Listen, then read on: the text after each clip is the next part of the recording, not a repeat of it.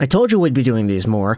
Now, before we get underway, I just wanted to say that there are some people that have been asking about the super thanks thing at the top corner of the screen.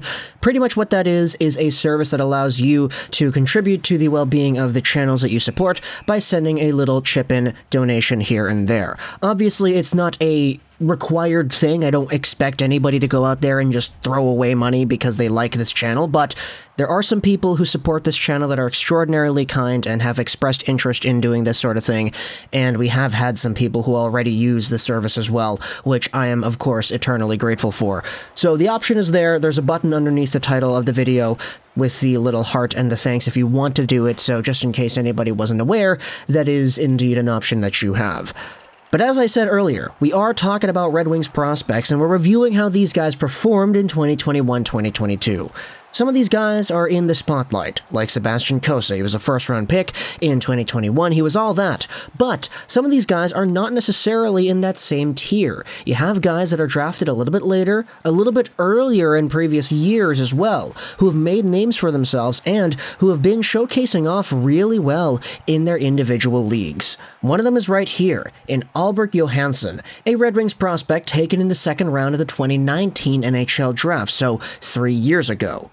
Johansen is wrapping up his season with FORFEITED BK in the SHL, where, as a 6 feet, 168-pound left-handed defenseman who just recently turned 21 years old, he showed off extraordinarily well to the point that I think we have to talk about this guy.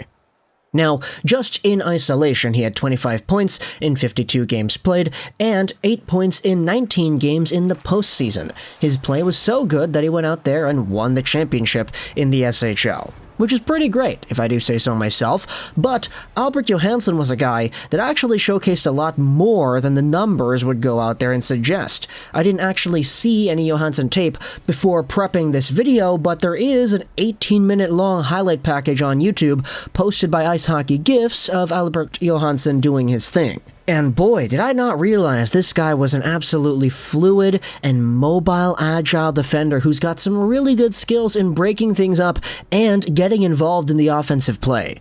Some of the comments on the video say that he is like a discount Quinn Hughes, and I hate saying anybody is a discount Quinn Hughes, right? Because I totally haven't done that before. But when it comes to Albert Johansson, I can honestly see it.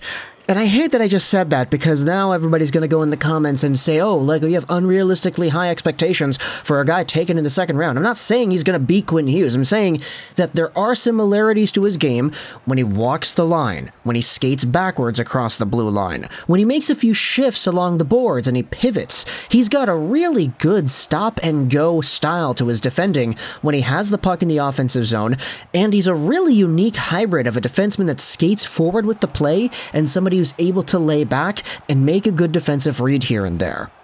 Quinn Hughes is obviously a super high ceiling, and I don't want to project that onto anybody, but for Albert Johansson, if you say that there are some elements to his game that I can look at and say, yeah, no, that's something that Quinn Hughes would have done, I could totally see it.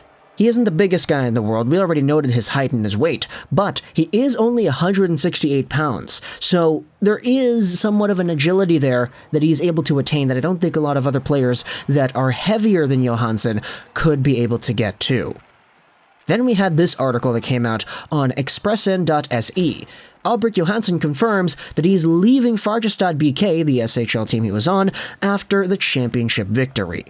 It says here that the Red Wings own his rights, and the plan is for him to move over next season.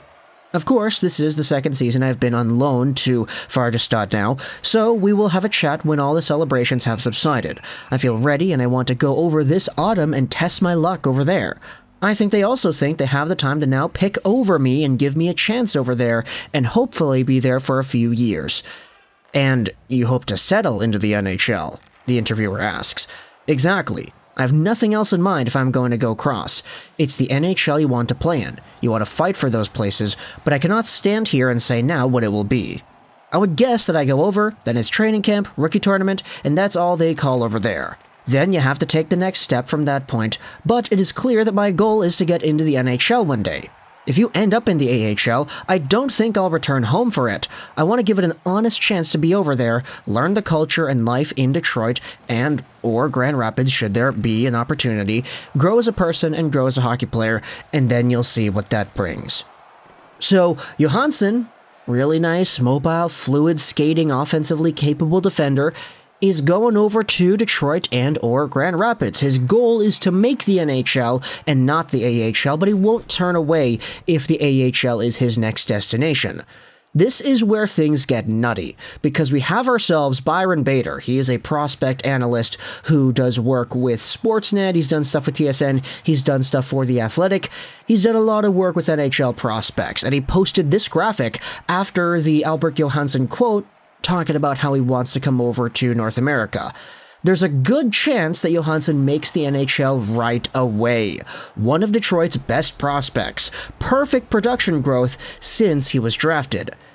Now, he was drafted back in 2019, so this graphic that Bader posted includes 3-4 years worth of NHL draft projectability. If we go over to the right side of the screen, we can see probabilities. In his draft year, he had a 7% chance of being a star. In his draft plus 1, his stock improved to becoming a 10% star chance. In his draft plus 2, last year with Färjestad, he had a 21% chance of being a star based off of how he played over there, and this year his play was so good that Byron Bader's model says that Johansen has a 40% chance of becoming a star in the NHL. His NHLer probabilities have increased as well. When he was drafted, he was a guy that had a 46% chance at making the show. That number has increased. Now it's at 82%. And in fact, if you go over to the comparables over the past few years, you can see that there are some pretty good, pretty notable names in the NHL that Johansen projects to having a similar career to.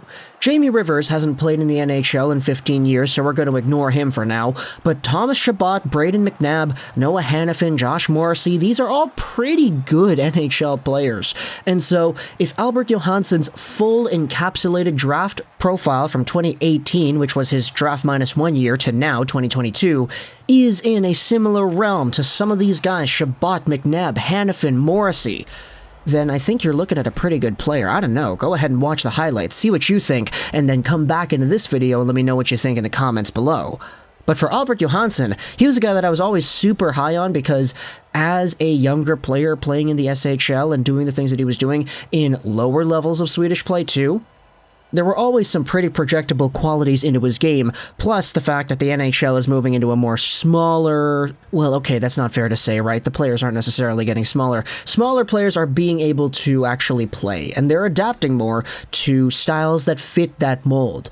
Albert Johansson, ever since the beginning, has kind of exhibited those similar traits, and it's really fun to watch whenever he takes the puck in the offensive zone and decides to go for a skate for Färjestad BK. It's going to be cool, too, because the Red Wings are going to be fighting for spots. There are a lot of left-handed defensemen that are going to come over into training camp and that might actually have themselves a good chance at making something on the roster. Simon Edvinsson is going to be here. Obviously, you don't want to rush anybody. He's also a Frölunda guy, though, so Frölunda players getting rushed into the NHL, I don't think that's really a thing because they usually transition pretty well. Cough, cough, Lucas Raymond. But if Moritz Seider, who is a right-handed guy, is able to find his new partner in either of these prospects, Edvinsson or Johansen, right away, then color me surprised. I'm going to be very happy to see that into the next few months. I'm going to say few months because I do think that long-term, Edvinsson is likely the guy that I would want to have with Seider, just because those two behemoth hockey players playing alongside of each other with the mobility and the strength that they each possess, I think it could complement each other very well. For Johansen, though, he wouldn't be a bad stopgap in between that transition. He's small, he's quick, he's nimble, he's got himself an ability to create offense, and playing with Seider, who is a lot bigger, he could sort of defend Johansen whenever Johansen needs the support, because he doesn't have the same physical tools that an Edvinsson or a Seider does indeed have. So let me know your thoughts in the comment section below about Albert Johansson, one of the more underrated prospects in the Red Wings system, a guy who's flashy on the ice, but who isn't really flashy with his hardware. He hasn't really won all too many individual awards. Everything that he has gotten has been team-based, but that does not dismiss the idea that Johansen is still going to be a pretty capable player heading into the next few years. Does he make the NHL right away? I personally don't know, because the transition from SHL ice to NHL ice is vast. For Seider, it worked because he already played a year in Grand Rapids before going over to the SHL once again. Or not once again, he didn't do it before. It was his first time. But either way, talk to me in the comments about your thoughts about Johansen. I hope you enjoyed this British 99. And Bye.